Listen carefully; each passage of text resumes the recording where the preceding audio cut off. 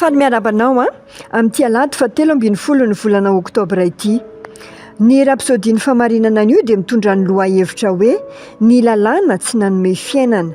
Ny tenin'Andriamanitra fanokafana dia nalaina tao amin'ny apôstôly, asan'ny apôstôly 17 andiny 7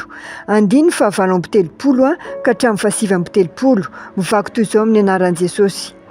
Ary aoko ho fantatrareo rahalahy fa izany lehilahy izany no hitoriana ny famelan-keloka aminareo, ary ao aminy no hanamarinana izay rehetra mino ho afaka amin'ny heloka rehetra izay tsy nanamarinana anareo tamin'ny lalàna Mosesy. Talohan'ny nahatongavan'i Jesosy dia efa nisy ny lalàn'i Mosesy, tsy ho an'izao tontolo izao anefa fa ho an'ny Israely ihany. Ny teo ambany lalàna dia tsy maintsy mankatoa raha teo hotahian'Andriamanitra. Ny fahatanterahan'ny fahamarinana dia avy amin'ny fankatoavana ny lalàna ihany.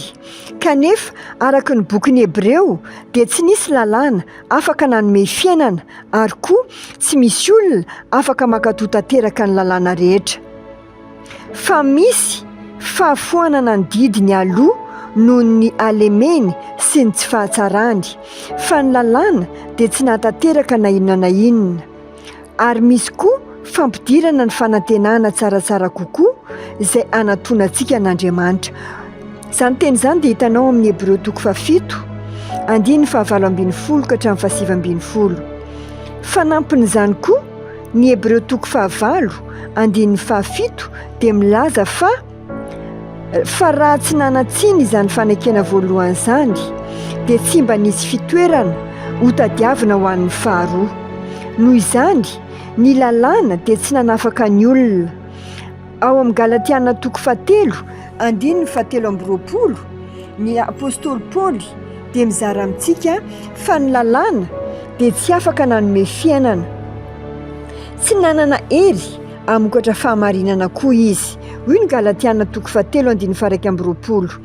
Ka moa manohitra ny teny fikasan'Andriamanitra va ny lalàna? Sanatria izany, fa raha misy lalàna mahavelona nomena dia avy tamin'ny lalàna tokoa ny fahamarinana. Ao amin'ny Romana 7 andiny 7 dia manazava misimisy ny tsy fahatanterahan'ny lalàna izy. Fa izay tsy hain'ny lalàna, satria ny nofony nahalemy azy dia vitan'Andriamanitra tamin'izy naniraka ny zanany, naka ny endriky ny nofo ota sy ny amin'ny ota, ka nanameloka ny ota tao amin'ny nofo izy. Tsy maintsy nosoloan'Andriamanitra fanekena tsara kokoa ilay fanekena taloha. Hoy ny Hebreo 9 andiny 1.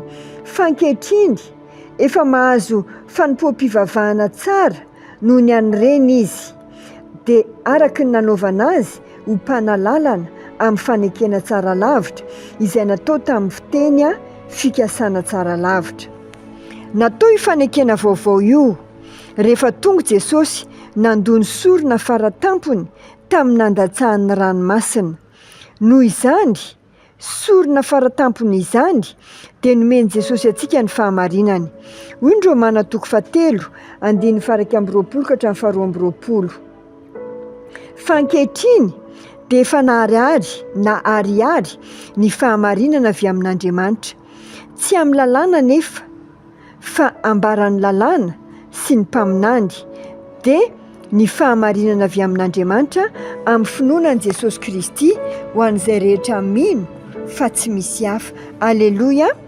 Tamin'ny alalan'i Jesosy Kristy izany dia nohamarinana tamin'ny zavatra rehetra isika izay tsy azo nanamarinana antsika tamin'ny alalan'i Mosesy, isaorana ny Andriamanitra. Aleloia!